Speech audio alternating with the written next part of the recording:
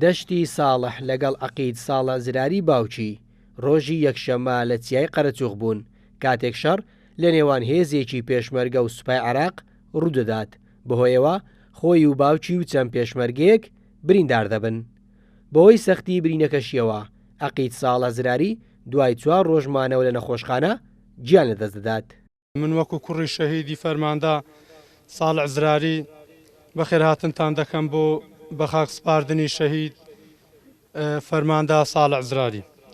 شەرەفمەندین کە باوکم لە ڕێگەی خاک و وڵات شەهید بووە و بەڵێن دەدەین لەسەر ڕێبازی باوکمان و ڕێبازی شەهیدان بەردەوام بین.